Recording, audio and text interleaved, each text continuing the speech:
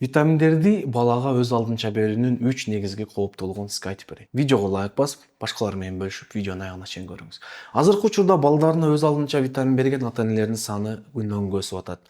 Мунун себеби эмнеде? Мунун себеби бул витамин экологичный, таза, органический, эч кандай зыяны жок, каалагандай балаңызга бере берсеңиз болот деген адамдардын көбөйүп кеткенин айынан көпчүлүк ата-энелер иммунитетине жакшы экен, биягына жакшы экен, сүйлөөсүнө жакшы экен деп түрдүү витаминдерди алып берип жатат.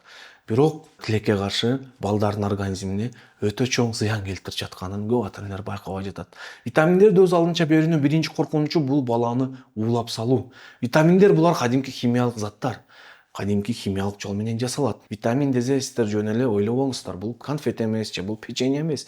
Бул кадимкидей химиялык жол менен жасалган препараттар. Ошондуктан мындай нерселерди өз алдынча берүү балага өтө кооптуу. Элементарно даже витамин Д'ны өз алдынча берүү баладагы гиперкальцемияны, баланын бөйрөгүнө туз топтолушун, таш топтолушун, иши кылса токсический абалга кабылып калышын эмне шарттайт, жөнөкөй витамин Д. Экинчи эң негизги кооптуулук бул дары-дарылар менен айкалышып кетүүсү.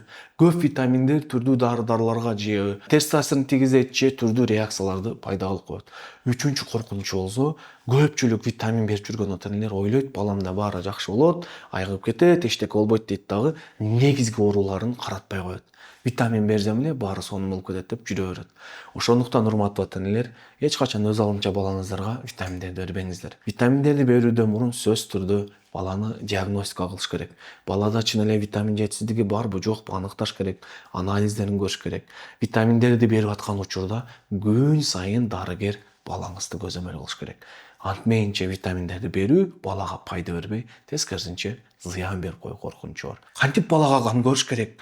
Өнү көзүн, уйкусун, жашоо образын, тамак жегенин кантип жакшыртыш керек? Бул суроолорго далилденген медицинанын негизинде жөнөкөй карапайым нукура кыргыз тилинде маалымат алып алсаңыз, мен сиз үчүн арнап бала өнү көзү үчүн эң жакшы 5 кадам деп аталган сонун вебинар даярдагам. Бул вебинарда бүт ошо баланын өнү көзүн, сүйлөөсүн, уйкусун, тамак ашын баардыгын жакшырта турган сонун маалыматтарды айтып кеткем. Менин бул уникалдуу вебинарымды көргүңүз келсе, YouTube каналыма кирсеңиз, мына YouTube каналымда баланын өнү көзү үчүн 5 кадам деп аталган вебинар турат.